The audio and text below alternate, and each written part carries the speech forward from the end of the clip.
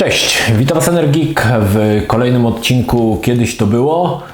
Sprawiłem sobie nowe mikro, także zobaczymy jak to słychać. Mam nadzieję, że jest lepiej niż poprzednio. Poprzednim chyba gdzieś kabel zaczął, albo pęk gdzieś pociągnąłem i zaczęło tak trzeszczeć, natomiast mam już nowe mikro, także trzymajmy kciuki, że jest ok, a nie, że nagram godziny materiału, a potem zobaczę, że jednak nie jest ok, bo też tak może być.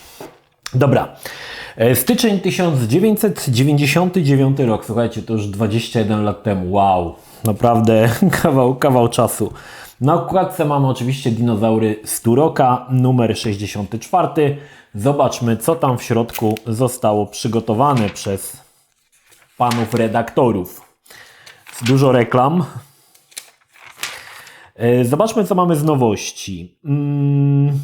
Folwark zwierzęcy, to się chyba nie pojawiło koniec końców. Nie wyszło coś takiego, nic takiego przynajmniej nie pamiętam, a wygląda nawet spoko.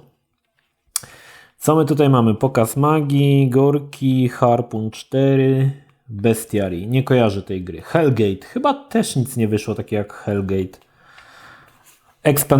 Expandable wyszło, faktycznie to było i to było od Rage Software. Co my tutaj mamy? Oni, pierwsza zapowiedź. Wielu osób lubi Oni. Tak, dla mnie to była taka spoko gra, ale jakoś nie byłem zachwycony specjalnie, ale było w porządku. Natomiast tutaj mamy zapowiedź Kingpina. Baldur's Gate po polsku, proszę bardzo. Wiele osób nie wyobraża sobie Baldur's Gate'a bez Piotra Franceskiego. I w sumie się nie dziwię. Championship Manager, ojej, słuchajcie, powiem Wam tak, wiem, że są ludzie, którzy lubią tego typu gry, ja co prawda do nich nie należę, ale miałem w liceum takiego kumpla Grześka, który, ja nie pamiętam, czy on Championship Manager, czy Premier Manager grał i on to po prostu wszystkie te menadżery piłkarskie rozpykywał? Nie wiem, rozpykał? Momentalnie. Dla mnie to jest w ogóle czarna magia. Jedynym menadżerem, w jaki grałem, to była Liga Polska Menadżer, chyba 95. Natomiast te wszystkie inne menadżery, ja ogólnie piłką się nie interesuję, także dla mnie to jest zupełnie czarna magia. Dwie polskie gry. Rezerwowe psy. Ojej, z tymi rezerwowymi psami to było słabo. Miało to być trochę jak Jagged Alliance w polskim klimacie, ale wyszło jak zawsze. Bardziej to taki krab, którego lepiej nie sprawdzać, z żenującymi wręcz miejscami pomysłami. Gorki 17 to oczywiście o wiele lepsza gra. Taka turówka w świecie postapokaliptycznym. Tak naprawdę Gorki 17 mam na liście do zrobienia, to było grane. Nie wiem, czy w końcu mi się uda zasiąść, bo w tamtym czasie, kiedy grałem, pamiętam, że to była gra dosyć długa znaczy nie byłem nią jakoś super zachwycony, powiem szczerze. To nie jest gra, którą wspominam, że to było takie super ekstra. Natomiast miało w sobie coś i było naprawdę spoko. Przynajmniej grafika naprawdę fajnie. Jak na polską produkcję grafika wyglądała naprawdę spoko. No i oczywiście było to zrobione przez nasze polskie Metropolis Software.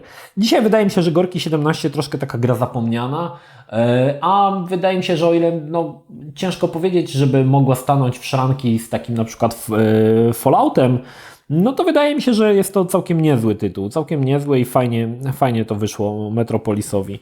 No może jeszcze się pojawi, trzymajcie kciuki. Water Golem to też polska gra, którą niestety nie grałem, aczkolwiek mocno była, o ile dobrze pamiętam, promowana w CD Action.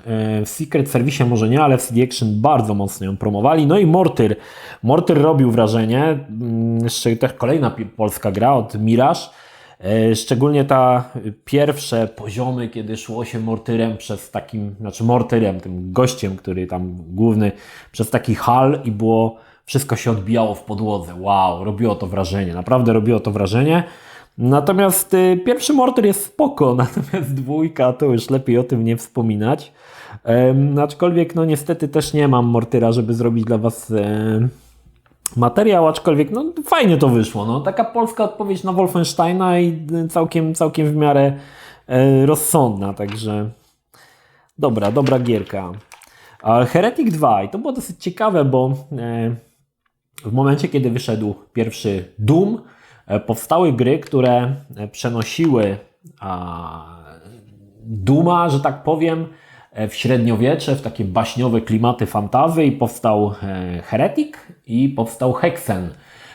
Pierwszy był Hexen, Heretic był później, bo Heretic był oparty już na silniku Quake'a i różnica była taka, że zamiast strzelać z pistoletów mieliśmy magię, miecze. Takich gier powstało troszkę więcej, był na przykład jeszcze Witchhaven, który też opierał się na podobnej zasadzie. Natomiast Heretic 2 był jakby zmianą całkowicie koncepcji, bo wszystkie te gry, których wspominałem, to były gry FPP, a Heretic pokazywał nam grę z widoku trzecioosobowego. I to było dosyć nowe i to też działało na silniku, nie pamiętam, chyba Quake'a 2. Natomiast gra była bardzo spoko. Ja ogólnie miałem taką chęć zrobienia dla Was materiałów ze wszystkich tych gier od id Software i od Ravena, począwszy od Quake'a, Quake 1, Quake 2, Hexena nie, Heretic 1, 2 i jakieś tam dodatki jeszcze do Quake'a, aczkolwiek no nie mam tych gier, może kiedyś uda mi się jeszcze je zdobyć i zrobię dla Was ten materiał, bo to naprawdę spoko gry. I Heretic był takim trochę odpowiedzią na Lara Croft, tylko że tutaj mieliśmy takiego elfa. No nie miało to startu do Lary Croft, no bo Lara miała jednak dwie potężne, jędrne zalety, ale wyglądało to spoko. Bardzo dobry tytuł. No i Thief, słuchajcie, odsyłam do mojego materiału, to było grane. Pierwszy Thief, The Dark Project, to była gra po prostu, to było dla mnie coś niesamowitego. Jeszcze czegoś takiego nie było nigdy. Świetny pomysł, świetna historia, charakterny bohater, no i przede wszystkim zmiana całej koncepcji grania w gry pierwszoosobowe. Zamiast lecieć na hura z mieczykiem, działanie po cichu, ukrywanie ciał, chowanie się w cieniu, to było coś niesamowitego. I oczywiście potem ten Thief da jakby życie, czy będzie takim jakby inspiracją dla wielu innych twórców, bo na przykład, nie wiem, Riddick, Escape from the Butcher Bay jest właśnie inspirowany bezpośrednio Thiefem. Także fajny tytuł, bardzo ważny tytuł dla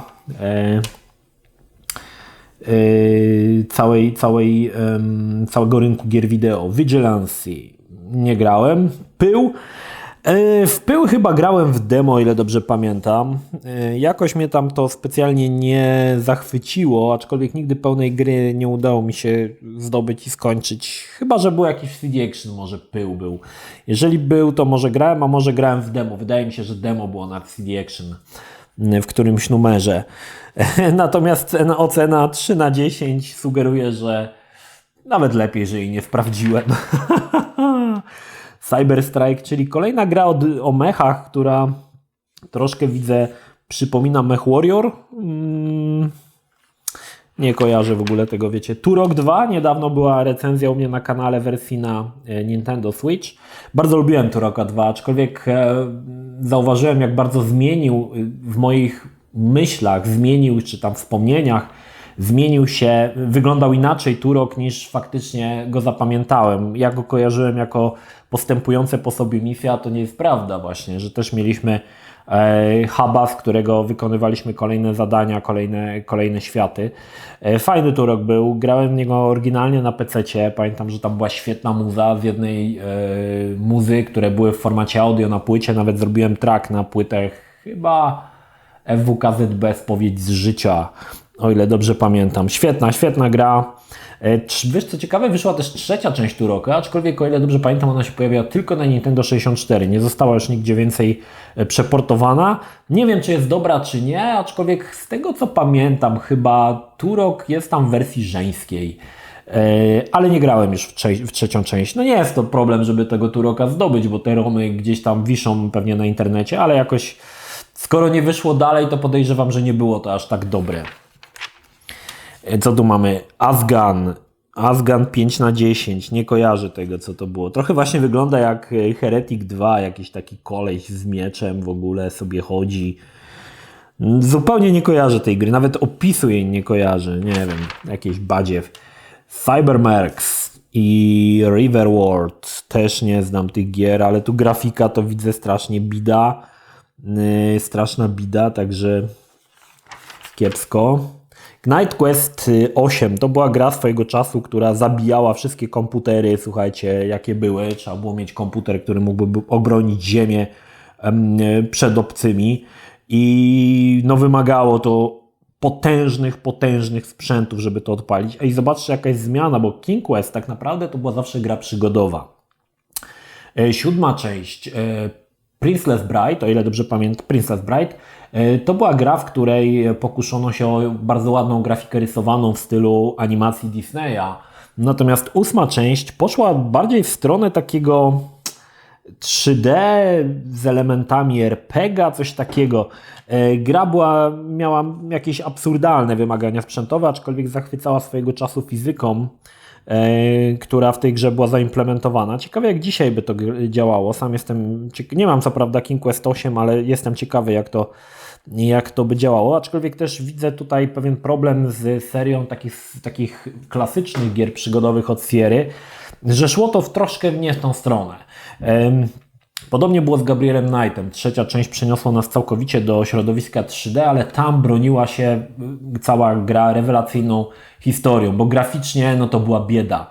Przypominam, że Gabriel Knight 2 to był Interactive Movie, ta część pierwsza to jeszcze była taki klasyczny pixel art point and click i nagle wszystko przeniesiono do 3D i wszystko wyglądało jak kupa.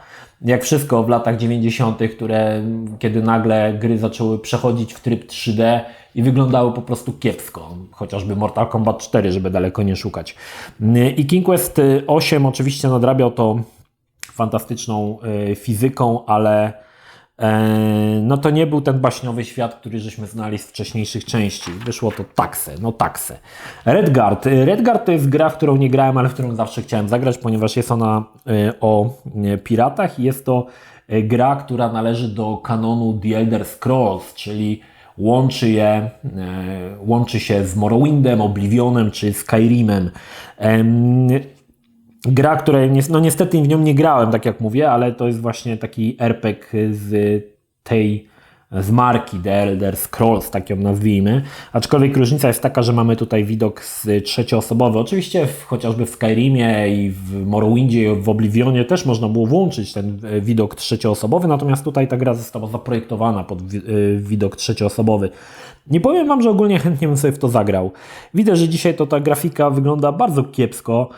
I Bethesda tak raczej nie dbała za bardzo o to, żeby tą grafikę jakoś ulepszyć, ale jestem ciekawy, bo ogólnie ze wszystkich gier RPG jedną z marek, której nigdy sobie nie odmawiam, jest właśnie The Elder Scrolls, w którą zawsze gram. Skyrim był u mnie mega długo na dysku, ja go sobie odpalałem tylko po to, żeby sobie tam połazić. Wcześniej był Morrowind, Oblivion chyba najkrócej na moim dysku leżał, bo tam było to skalowany poziom trudności. Mi się to strasznie nie podobało, bo nigdy nie mogłeś być koksem.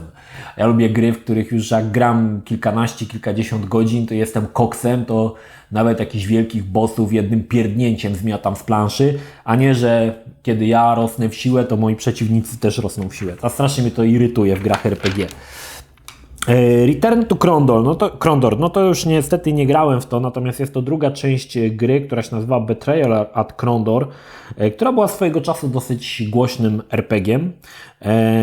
Return to Krondor jest albo drugą, albo trzecią częścią. Niestety tutaj, jeżeli chodzi o RPG, nie siedzę w tym, więc nie siedziałem w tym już, także ciężko mi powiedzieć, natomiast widać, że graficznie pod kątem tego, co prezentował, zwłaszcza, że to jest też gra Sierry, tutaj chciałem zaznaczyć, to, co prezentował King Quest, no to jest, słuchajcie, to jest ten sam rok, a różnica w grafice jest ogromna, tak, ogromna i widać, że tutaj o wiele lepiej to wygląda, znaczy ten Krondor niż King Quest 8. Skiing 99, to myślę, że sobie od razu pominiemy. FIFA 99. No w FIFA jeszcze grałem, nie pamiętam 99. Grałem chyba ostatnią albo World to World Cup chyba? Nie wiem, czy w tą jeszcze grałem Fifkę, już nie pamiętam. Jak się skończyła presja grupy rówieśniczej, że wszyscy grali w FIFA, to ja już przestałem wtedy grać. Michael Owen, Motor Racer 2 też nie grałem, aczkolwiek pierwszą częścią Motor Racera Racera rozpływano się, o ile dobrze pamiętam, w CD Action, w recenzji. I w jakieś tam demko sobie grałem, natomiast no, motory to i samochody i motory to nie jest mój temat, tak? Dev Cars nie znam, znaczy kojarzę, ale nie grałem. NASCAR Racing to zupełnie, tego, że tu NASCAR to już zupełnie nie. Test Drive 5 chyba grałem, ale szczerze mówiąc nie jestem pewien. Chyba grałem na jakiejś składance, jakiś z ripami, chyba miałem właśnie Test Drive'a. Test Drive Offroad 2, 4/10. Także tu jakiś pan na wielbłądzie Jakie to jest po prostu. Kiedyś te gry, to wiecie, wzięli jakieś zdjęcie gościa na wielbłądzie, wycięli, wstawili, dobra, już tam, że niby idzie na wielbłądzie. Warhammer 40 000 Chaos Gate. Też nie grałem. Nie jestem wielkim fanem Warhammera. Nie jest to jakby marka, która gdzieś tam znaczy kojarzę, tak, figurki lubię sobie pooglądać, jak jestem na Pyrkonie czy gdzieś, to te figurki zawsze jest świetna sprawa, natomiast cała ta mitologia świata nie jest mi zupełnie znana, ani nie grałem nigdy w tą grę też, tak, także nie jestem w stanie tutaj na ten temat nic ciekawego powiedzieć. Close Combat 3, już w trzecią część nie grałem, aczkolwiek no, pierwsza część była fajna, bo wprowadzono tam coś takiego, że żołnierze mogli panikować i uciekali z pola bitwy. To było coś nowego. Fajnie pokazany konflikt w czasie II wojny światowej, gdzie w zasadzie każda śmierć żołnierza bolała tak naprawdę. W trzecią część już niestety mi się nie udało zagrać, a szkoda, bo pierwsza część mi się bardzo podobała. Uprising 2. Też nie grałem, niestety. Nie wiem nawet co to jest. Znaczy kojarzę tytuł, ale w grę zupełnie nie grałem. Ruthless.com. Nie mam zielonego pojęcia. Global Domination od Psygnosis. To jakieś już dziwne tytuły. Tides of War. Stratego 4/10. Ciężki temat. Settlers 3. No Settlers 3 to wiadomo. Settlers 3 w zasadzie był chyba ostatnią częścią, którą grałem. Settlersów. Nie podobało mi się tak bardzo jak część pierwsza i część druga, które były czymś nowym. Tutaj już Blue Byte za bardzo zaczął kombinować. Jakieś nowe nacje, coś tam. No, już traciło cały swój urok. No, oczywiście graficznie to wypadało o wiele lepiej niż część pierwsza, ale już nie zachwycało tak jak część pierwsza, to na pewno. Natomiast chyba trzecią część nawet nie skończyłem. Pograłem trochę i przestało mnie to interesować. Magic and Mayhem. Nie wiem co to za gra, ale 9/10, słuchajcie. Jakiś srogi tytuł, o którym nikt nie wie. Wargasm. Dobra nazwa, też nie znam. Dominant Species. To jest chyba jakiś, nie wiem, myślałem, że to jakiś RTS-ik, ale nie. Future Cop. W to chyba grałem w jakieś demko. To jest taki mech, który chodzi i strzela. Nic specjalnego. Crime Killer, nie mam pojęcia.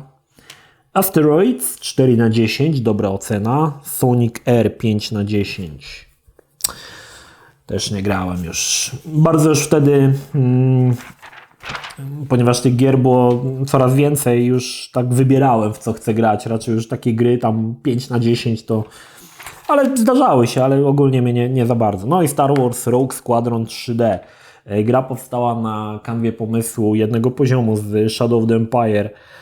I ta pierwsza część jeszcze tak w porównaniu do tych dwóch pozostałych, Rebel Strike i Rebel Assault, które wyszły na GameCube, jeszcze jest taka dosyć archaiczna, jeżeli chodzi o grafikę. Ale grało się w to nieźle. No kurde, ja pamiętam, że to naprawdę, kurczę, Rogue Squadron to był świetny tytuł. Pamiętam, że miałem go na płycie jakieś chyba ripa i gra zajmowała chyba 50 mega, nie? W ogóle masakra.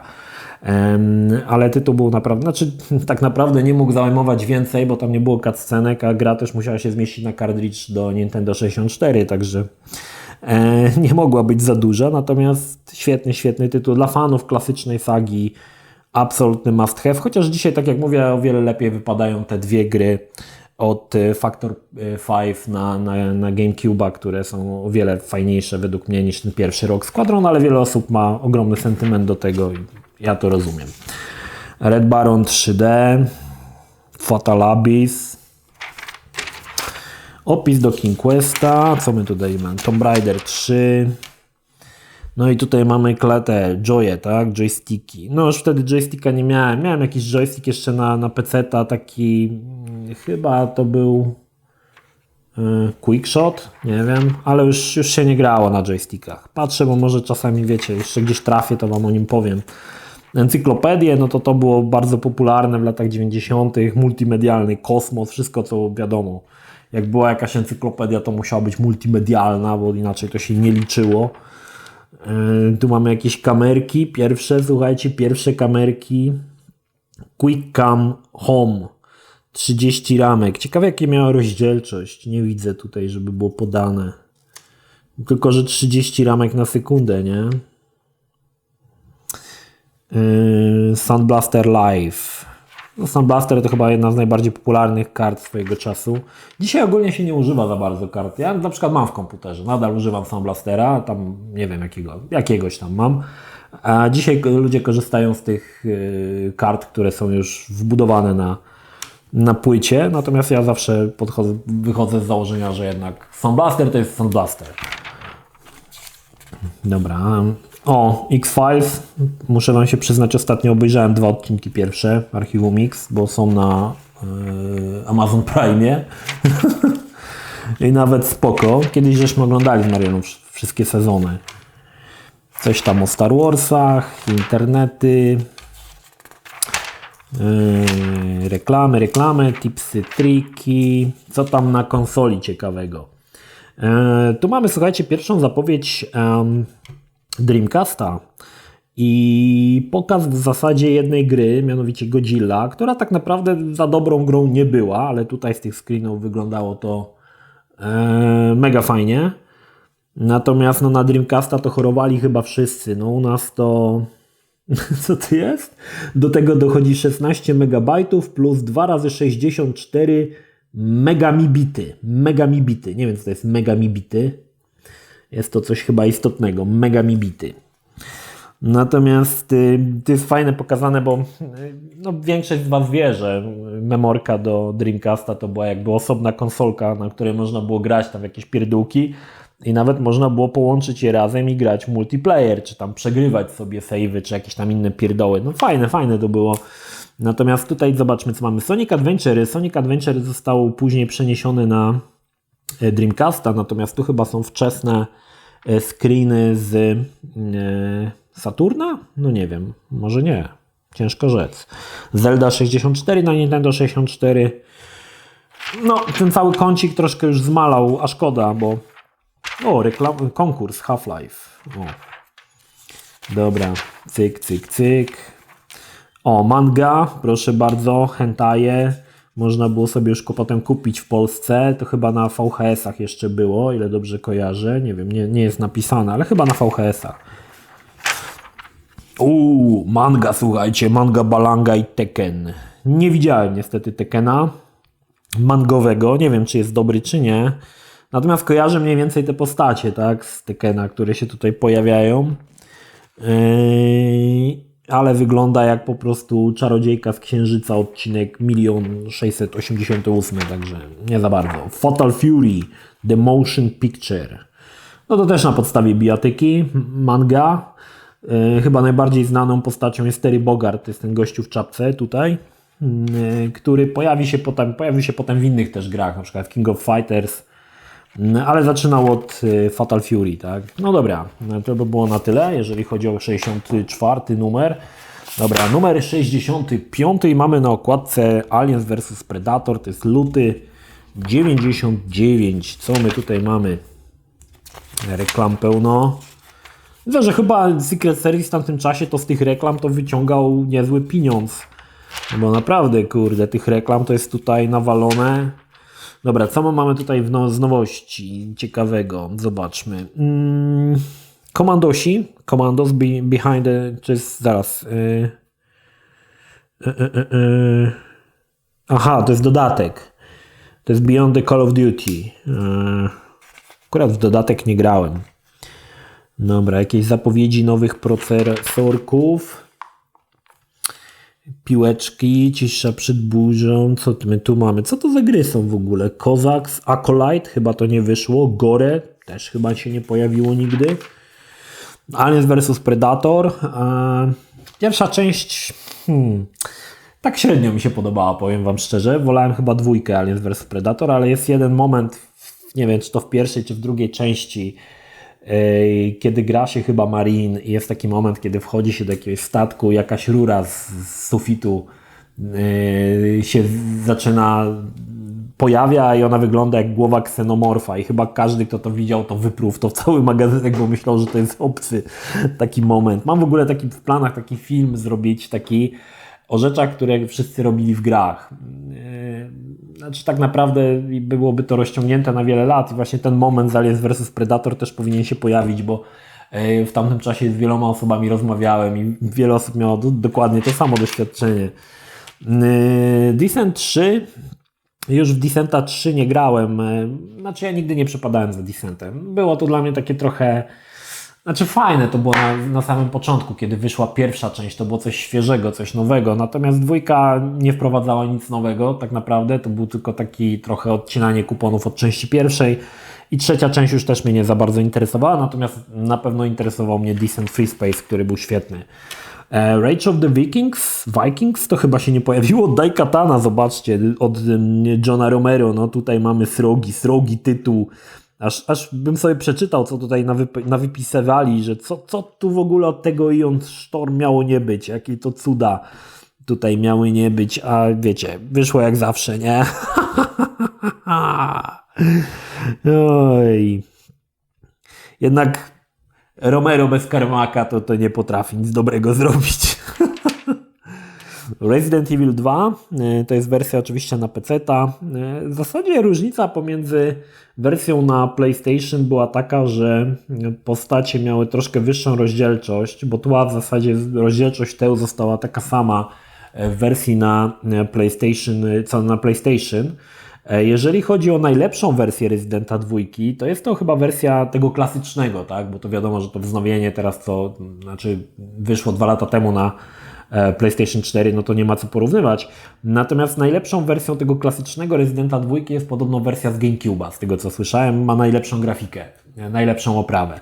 Nie wiem, czy to prawda, mam te wszystkie Residenty, ale jakoś nigdy nie miałem siły ani mocy, żeby to wszystko sprawdzać. Natomiast dwójka była o tyle fajna, że opuszczaliśmy rezydencję, mogliśmy sobie połazić po mieście, to było świetne, tak? Lubiłem Residenta, zwłaszcza, że też tam były świetne cutscenki, szczególnie intro na przykład. Dzisiaj może to śmieszy i dzisiaj to intro to tak się zastanawiasz, dlaczego Ci się to podobało wtedy, ale w tamtym czasie wow, to było coś niesamowitego. No i Resident też jest taką grą 2 i 3 i 1, że nie miała jakichś zbytnio dużych wymagań, aczkolwiek pierwsza część miała ten problem, że ona się nie odpalała, jeżeli nie posiadałeś akceleratora 3D. Potem chyba jakiś patch wyszedł, że bez tego akceleratora też można było odpalić, nie wiem, ale jak nie miałeś wtedy Voodoo albo jakiegoś Rage'a, czy tam jakiś Renderation, to niestety nie mogłeś sobie pograć. Dark Vengeance 4/10. Ojej, nie grałem. Carnivores 4/10.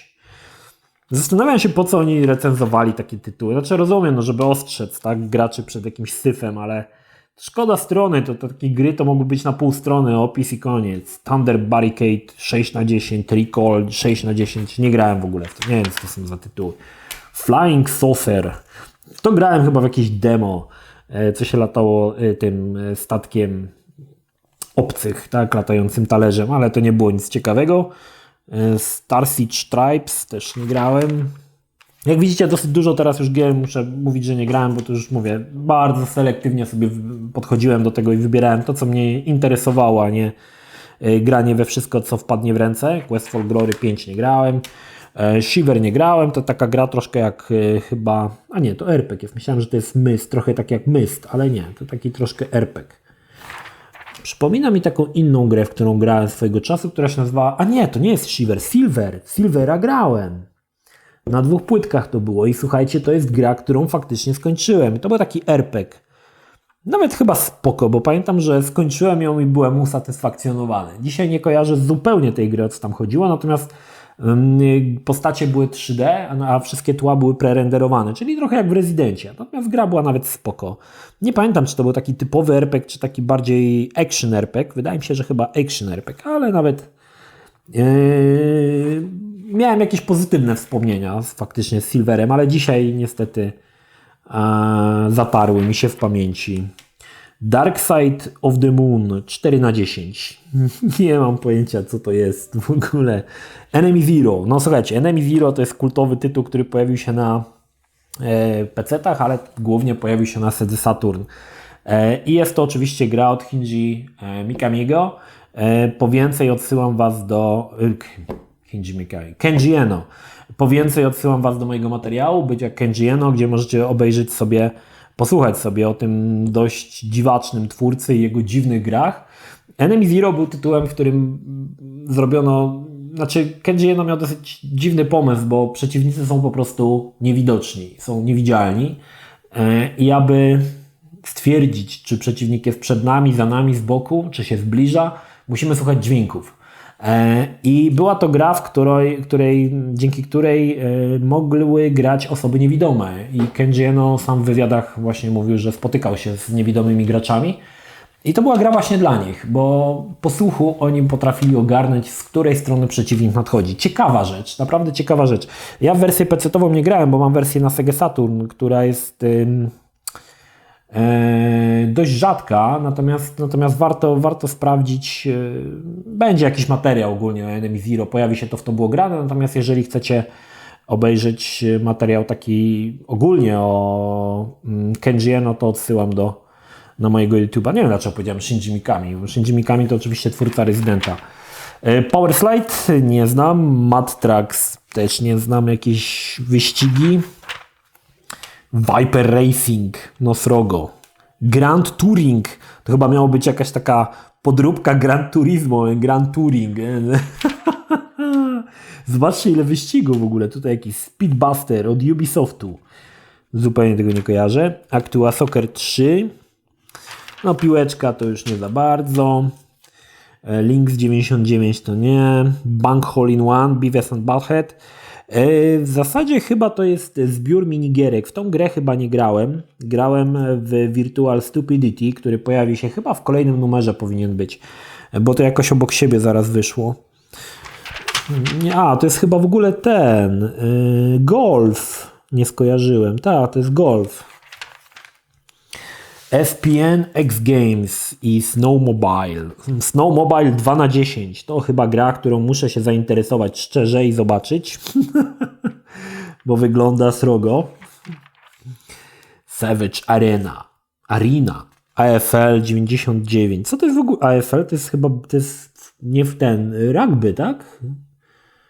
Nie wiem, nie mam pojęcia, co to w ogóle za gry. StarCraft Brood War, czyli dodatek do legendarnego StarCrafta.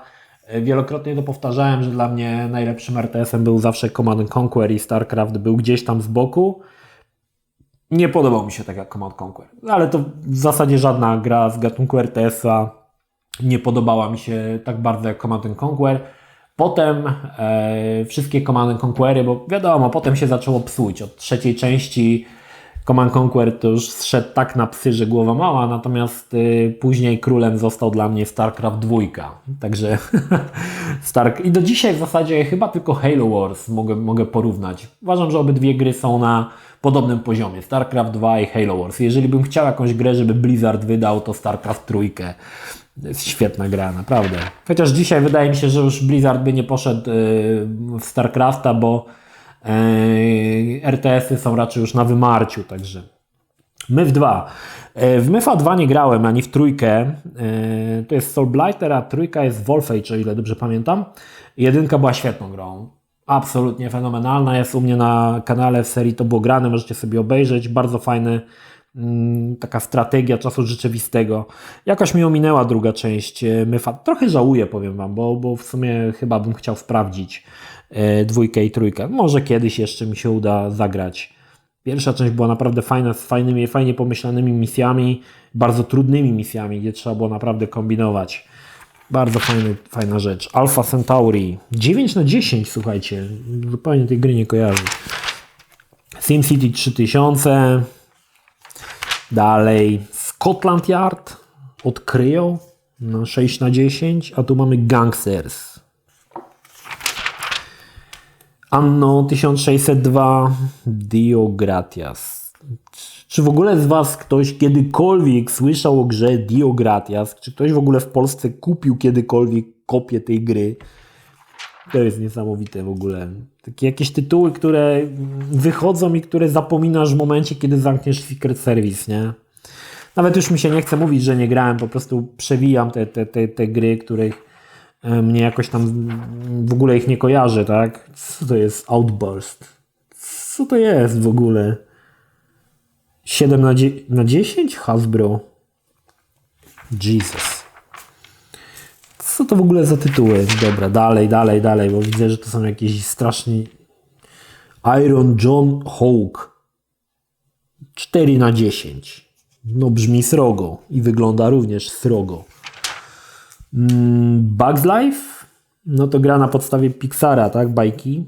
Bajka spoko, no w grę nie grałem, bo już takie gry mnie nie interesowały, ale bajka była spoko, pamiętam, że oglądałem. Pro Pinball i to jest ciekawa rzecz, bo Pro Pinball Big Race USA i potem był jeszcze Pro Pinball Time Shock.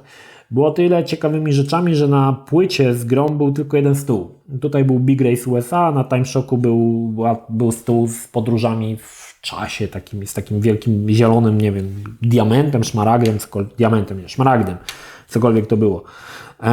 I był to swojego czasu chyba jeden z najlepszych pinballi, jakie były na rynku. Dzisiaj oczywiście mamy ten, nie wiem czy jeszcze jest Zen Pinball, chyba jeszcze coś tam wychodzi, który jest jednym z najlepszych pinballi, ale w tamtym czasie Pro Pinball uważany był za najlepszy pinball, jaki był. Nie wiem, czy Big Race USA się pojawiło w CD Action, natomiast Time Shock było pełniakiem w CD Action i można było sobie w pełną wersję zagrać, natomiast no, warto pamiętać, że był tylko jeden stół, co było dosyć dziwne, bo w większości to były tam te 4 stoły, nie? Co zapoczątkował tam Pinball Fantasies, tak? Czy później był Pinball Illusion, Pinball Dreams i zawsze były 4 stoły, a tutaj był tylko jeden, dziwne. Mamy dodatki X-Wing, Collector Series.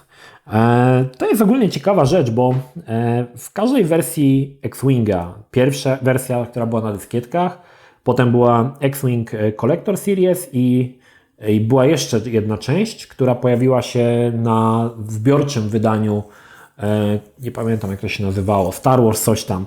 I słuchajcie, w każdej części twórcy upgrade'owali silnik, więc ta pierwsza odsłona z dyskietki zupełnie się różni od tej trzeciej.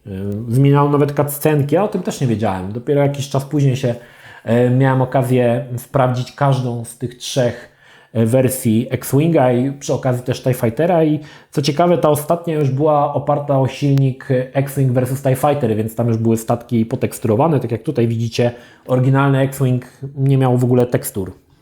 Ciekawostka. I chyba jeżeli chcecie sobie kupić dzisiaj X-Winga na przykład na Gogu, to na Gogu właśnie mają już tą wersję najnowszą i najlepszą graficznie, nie tą klasyczną z dyskietek. Co my tutaj mamy? Zobaczcie jaki Joy. Ło, Cytek Cyborg 2000 i 3D. Cyborg 3D. Ale to musiał być srogi temat. Fajnie wygląda. Ile to kosztowało? Nie ma ceny nawet. Bezcenne. Kierownice. Jak ktoś lubi samochody, to pewnie granie na kierownicy jest spoko. Flyview 98. No i tutaj będziemy mieli informacje niedługo, nie wiem czy w Secret Service, ale pojawi się tuner telewizyjny, który ja miałem, czyli Avermedia TV Phone 98 baby, na którym tam sobie nielegalnie rozkodowywałem Kanał Plus swojego czasu, na którym i tak nic nie było, więc tak nie oglądałem. Star Wars Behind the Magic jest poświęcony temu, cały odcinek to było grane. Absolutnie rewelacyjna encyklopedia Gwiezdnych Wojen, tych klasycznych Gwiezdnych Wojen, czyli epizodów 4, 5, 6, z dość dużym działem poświęconym nadchodzącemu epizodowi pierwszemu. Natomiast jeżeli lubisz informacje i uważasz, że Disney źle zrobił, że skasował całe Expanded Universe, no to właśnie w Behind the Magic dowiesz się najwięcej na temat, nie wiem, Admirała Trauna, całą masę różnych rzeczy, Mara Jade, tych wszystkich postaci, które tam się pojawiały na przestrzeni lat w różnych grach, książkach, komiksach. To ta encyklopedia jest naprawdę rewelacyjną kopalnią wiedzy o Gwiezdnych Wojnach. Polecam, bo jest to naprawdę dobra rzecz. Dobra, KGB, piraci kontra dystrybutorzy. Wojna, w której nie ma wygranych. Dzisiaj piractwo w zasadzie już nie istnieje. I dobrze. W sumie. Znaczy dla jednych dobrze, dla innych źle. Ja uważam, że znaczy ja ani nie potępiam, ani nie chwalę piractwa. Jest dla mnie neutralny. No. Sam byłem kiedyś piratem, więc rozumiem to. Dobra, zobaczmy, co my tutaj mamy nowego z konsol. To jest laska z Ridge Racera. Co to za pad? Zobaczcie, J-Con z jakimś kółkiem, chyba do grania w wyścigi. Jest to, słuchajcie, sygnowane Namco, logiem i PlayStation, ale chyba koniec końców to się nie pojawiło, ale dziwo w ogóle straszne. Mamy tutaj bijatykę Bloody Roar, Airgaze. Kojarzę tą grę, ale nie wiem, jak się tytuł wymawia. Airgaze? Chyba Airgaze. Tutaj mamy Zeldę znowu 64. Jakieś informacje na temat Metal Gear Solid. Jakieś przystawki w ogóle do PlayStation. Dobra. Coś ten dział konsolowy tutaj już tak dogorywał chyba. Nie za bardzo im się chciało. O, manga. Moje ulubione informacje. Record of Lodoss War. O jakichś dziewczynach z dużymi uszami i coś tam. Mamy jakiegoś dziada z toporem. Wygląda srogo. To jest pewnie jakiś, nie wiem, fantazy coś, bo to jakiś walczy z jakimś smokiem, diplodokiem. A tu mamy Samurai Shodown. Kolejna, słuchajcie, manga, anime w zasadzie na podstawie całkiem niezłej gry, bo Samurai Shodown jest całkiem niezłą grą. Chociaż ja wolę Last Blade, ale Samurai Shodown też jest niezłe. Też nie widziałem. 63,90 kosztowała taka kaseta, ale jakość tego no po prostu szalona. Widać, że chyba ktoś zdjęcia robił z telewizora i tak wygląda to w ogóle pomazane. No nie kupiłem czegoś takiego. I tu mamy jakiś, co to, zjazd, jakiś UZK 5. Nie wiem, co to jest. Zjazd. A, to wszyscy, kto są mango, te fani anime z całej Polski się zjechali, są tutaj na jednym zdjęciu. Ile tutaj jest? Ze 20 osób. Nikogo więcej to nie interesowało. Nie no, żartuję. No i dobra, 66 numer na okładce mamy oczywiście głównego bohatera z Mortyra chyba, albo Niemca. Nie wiem, czy to był główny bohater Mortyra. Może i nie. Może to główny przeciwnik Mortyra. Ciężko rzec. Dobra, zobaczmy, co my mamy tutaj w tych nowościach. Znowu reklamy. Nawalili o, będzie tutaj o Roll Cage'u. Świetna ta ścigałka Roll Cage. Dobra, co my tutaj mamy? Złamano Nintendo 64. Zobaczcie, że można było już odpalać. A nie, że można było już ściągnąć emulator Nintendo 64 z ROMami. Dziwne, że to w ogóle pisali takie informacje o tym w Secret Service. Vampire the Masquerade. O, to było świetne. Nie, teraz chyba jest ta trzecia część. Bloodline chyba? Dwójka? Czy coś takiego? Pierwsza część Masquerade była świetna. Co my tutaj mamy w nowościach? Bij faszystę w oczekiwaniu na Mortyra. Okej, dzisiaj to może nie robi wrażenia i wygląda kiepsko, ale w tamtym czasie, no kurde, jarałem się tym. Słuchajcie, no to polska gra, która tak wygląda, niesamowite, nie? Mortyr. Co my tutaj mamy? A, dalej Mortyra. Ja nawet nie pamiętam, słuchajcie, czy skończyłem tego Mortyra. Nie kojarzę tego, czy udało mi się tą grę ukończyć, czy nie. Czy mnie jakoś zmuliło? Ciężko rzec. Miałem na pewno pełną wersję Mortyra, ale... Dobra, znowu Water Golem, to już było, to już nie będziemy drugi raz. Tu zamulają aż 4 strony o tym. Tu mamy jakieś chyba osoby podkładające dźwięk, bo mamy tutaj Jana Kobuszewskiego, widzę. Nie wiem do czego to, do Baldura chyba, tak? Nagrywali coś tam. No i zapowiedź Roll Cage. Roll Cage był świetną ścigałką arcade'ową, której poświęciłem masę czasu, ponieważ był tutaj jeden z ciekawych elementów, mianowicie to, że samochody mogły jeździć po ścianach, a nawet i po suficie. Do tego dochodziło uzbrojenie, podobnie trochę jak w Wipeoutie. No i samochody właśnie miały takie duże koła, że w zasadzie trochę jak... To były takie kiedyś rysoraki w latach 90. Jak one się nazywały?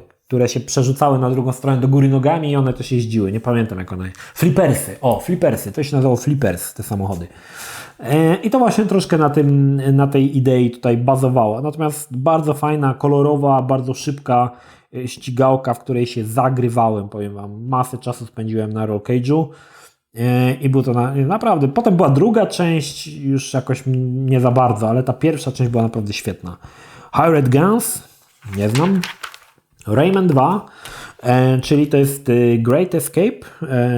Rayman przeniósł się w 3D, jak większość gier w tamtym czasie, aczkolwiek Ubisoft dobrze wyszedł z tutaj tego przeniesienia Raymana na trójwymiar.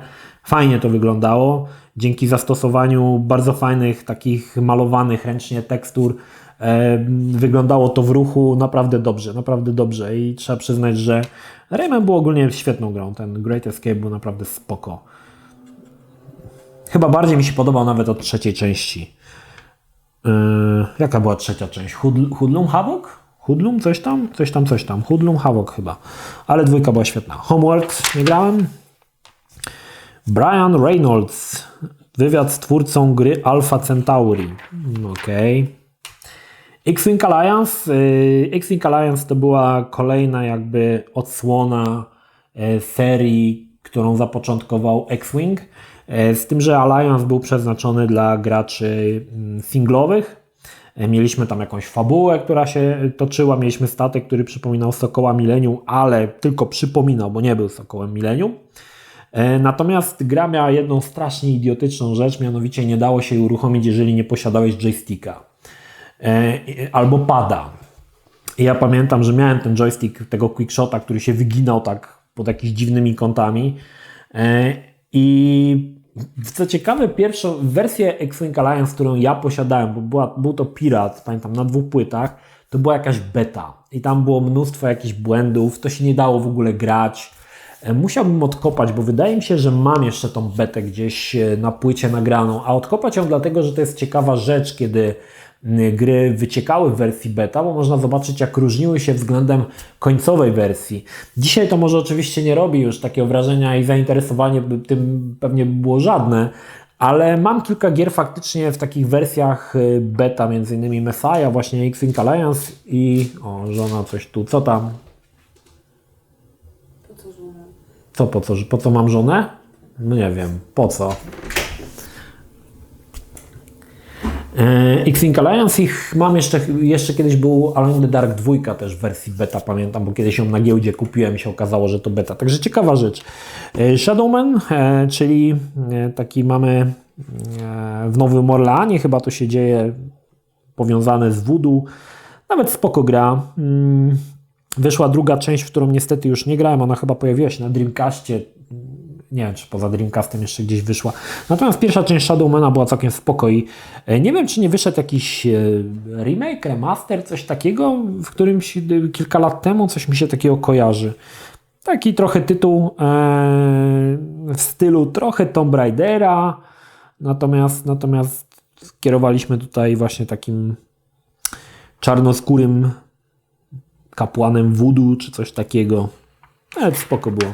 Dobra, na 5 minut przed premierą mamy Rage of Vikings.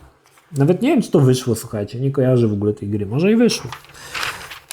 Mech Warrior 2 to jest Titanium Trilogy, czyli co? Zobaczcie, tu mam eksterminacja od Techlandu. I zobaczcie na ten render. No, zobaczcie na to. Kto to w ogóle robił? Zobaczcie. Ja patrzę na ten, no i już wiem, że nie chcę w to grać. No zobaczcie na tą japę. No, co to w ogóle ma być? Co to za japa ohydna? Oj, Techland. Pewnie sami się dzisiaj wstydzicie tego. Fly Hunter. Okej. Nie wiem, co to jest. Jakiś symulator muchy, czy coś takiego. 6/10. Ciężko nawet z tych screenów wywnioskować, o co tutaj w ogóle chodzi. Beavis and Butthead. Do You. W to nie grałem też. Liat. Przygodówka jakaś. Nie grałem. Biosys w zasadzie. UFOS. To jest jedna z gier, którą zawsze chciałem zagrać, a nigdy mi się nie udało i pamiętam, że kiedyś sobie ściągnąłem jakieś ISO gdzieś tam leżało, ale jakoś nie miałem okazji zagrać. Natomiast zawsze byłem ciekawy, bo gdzieś w opisach właśnie interesowała mnie gra ze względu na taką komiksową, rysowaną grafikę, co mnie zawsze interesowało bardzo w grach. Koniec końców, no gdzieś to jeszcze mam, może kiedyś odpalę. Natomiast to były takie gry, które wychodziły, w ogóle nikt o nich nie słyszał. Dzisiaj nikt o nich nie pamięta. A ja gdzieś mam w głowie zakodowany, że UFOS miał fajną grafikę i zawsze chciałem to zagrać. Słuchajcie, niesamowite czasami. Tunguska. To chyba coś jak Alone in the Dark, a bardziej jako Night Chase wygląda. Nie grałem. No Jezu, motory to po prostu super. Toka. Wiem, że jest wielu fanów Toka, ale ja jestem po prostu... Czy Toka czasem 2 nie miała takiego fajnego zabezpieczenia antypirackiego, że jak odpalałeś pirata, to w którymś momencie samochody zaczynały w powietrzu lecieć i taki jakby, nie wiem, czy taki tornado z tych samochodów się robiło. Coś takiego mi się kojarzy. Nie wiem, czy właśnie to nie było w 2. Dobra, Outrage, dobra, dalej. Extreme G2. No srogie tytuły, srogie. Excessive Speed. NASCAR Revolution, o Boże, NASCAR to w ogóle. Jeszcze z NASCARa to Daytona USA mogę pograć, ale nic więcej. Dobra, jakieś Sega Worldwide Soccer, Elite Darts, Boże, co za tytuły. Ultra Fighters, Northern South. Grałem w Northern South, było świetne, ale zupełnie to nie wyglądało jak to. Tutaj mamy bardziej taką klasyczną strategię. Ludzie, którzy chcieli kupić sobie, nie wiem, nowe Northern South i kojarzyli tą grę, nie wiem, z Amigi, czy tam właśnie z Commodorka, czy nawet z PC-ta, kupowali takie i się okazywało, że to zupełnie nie to. A tytuł ten sam. A w zasadzie, nie wiem czy wiecie, ale Northern South, ta gra amigowa, czyli ta z taką, wiecie, śmieszną grafiką, ten co napadało się na pociągi i tak dalej, ona była inspirowana, czy też na podstawie komiksu. O ile dobrze pamiętam, tak komiks się nazywał Niebieskie Kurtki i był też wydany w Polsce. Ja się dowiedziałem o tym wiele lat później. Znaczy, wiadomo, w tamtym czasie, kiedy Northern South się pojawił, graliśmy w niego na Commodore, czy na Amidze, czy na PC-cie, to zupełnie ten komiks, ja nawet nie kojarzyłem, że to w ogóle może być na podstawie jakiegoś komiksu, ale faktycznie potem się okazało, że jest to na podstawie komiksu. Nie wiem, czy to jest Niebieskie Kurtki chyba się nazywał ten komiks. Fajnie rysowany tak komiksowo. Trzeba by sprawdzić. Dobra, dalej. Pinky and the Brain. Była taka bajka, nie wiem czy pamiętacie. Pinky and the Brain. To było zawsze, co będziemy robić, muszczku? Jak zwykle będziemy próbować zapanować nad światem. Worms Armageddon. No i mamy datadisk. Co my tutaj mamy? Quake 2, Netpack 1 Extremites. Ok. Rainbow Six Eagle Watch. W ten dodatek akurat grałem, bo w pierwszego Rainbow Sixa tak mi się podobał, że grałem chyba we wszystkie te Rainbow Sixy, aczkolwiek kiepsko mi szło układanie planu, więc ja po prostu plan był taki tylko, żeby zrobić deploy wszystkich drużyn i potem już w trybie pierwszoosobowym czy tam trzecioosobowym rozpykiwać wszystkich terrorystów, nie bacząc o jakieś tam plany dziwne. Potem oczywiście wiele lepiej zostanie to zrobione przez Sierra, SWAT 3 i SWAT 4, gdzie ten plan już nie był wymagany, a jedynie już jakby w trakcie rozgrywki wydawaliśmy rozkazy i to mi się o wiele bardziej podobało. SWAT zresztą jest świetny. Opis Residenta, Tomb Raider 3. No i nie tak szybko.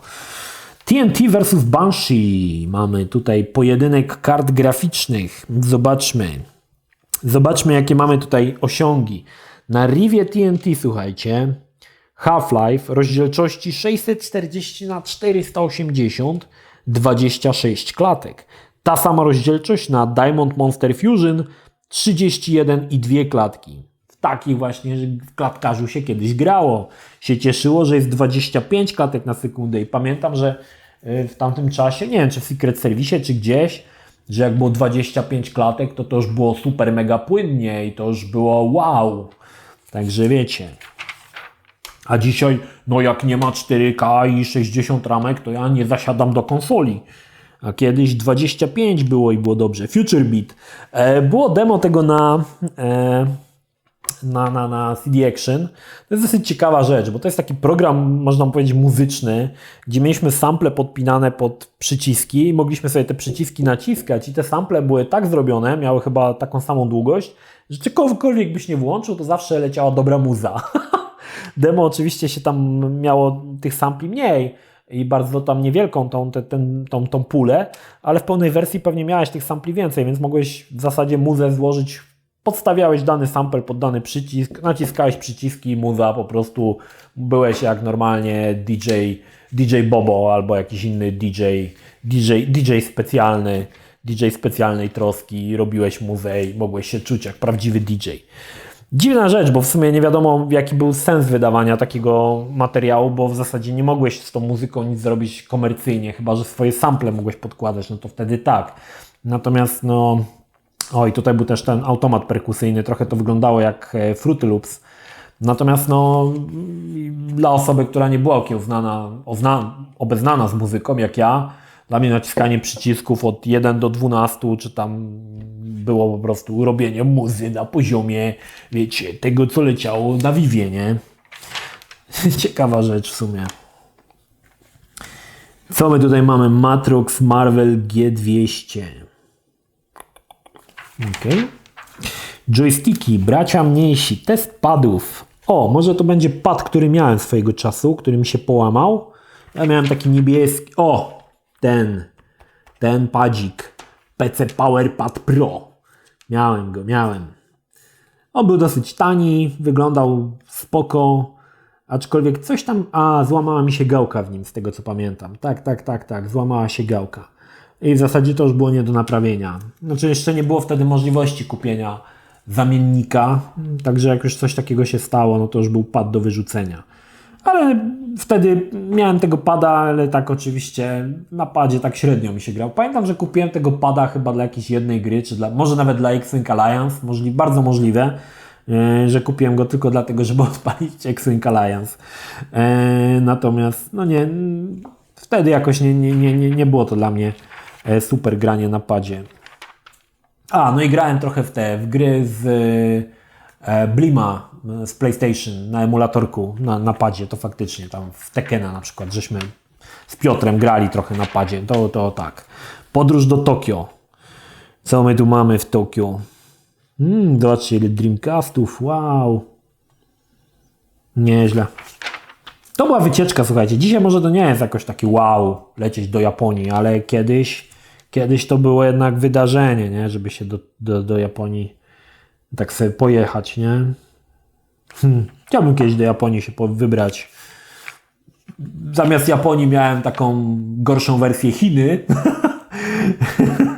ale do Japonii chciałbym kiedyś polecieć. Może kiedyś jeszcze się to spełni. Tomb Raider Comics, słuchajcie, to jest jeszcze, bo ten komiks został wydany przez chyba ten Semik, pierwsze numery Tomb Raider i tam był Witchblade. I on faktycznie w Polsce się pojawił, aczkolwiek tu jest chyba angielski tytuł jeszcze, amerykański. Pamiętam, że miałem te komiksy, no, nawet chyba je mam do dzisiaj, szczerze mówiąc. Szukałem tego, wiecie, tego Tomb Raidera, którego znałem w grach, w komiksach, ale widać, że to nie to samo, to nie było to samo. No, komiks był spoko, nawet fajnie rysowany, zobaczcie tutaj, no zobaczcie, Lara, no świetne, ale jakoś tak, chyba po 5 numerach to umarło, nie wiem, czy ten Semik już wtedy umarł, czy coś, po 5 numerów wyszło chyba i już potem nic więcej. Gwiezdne Wojny. Co?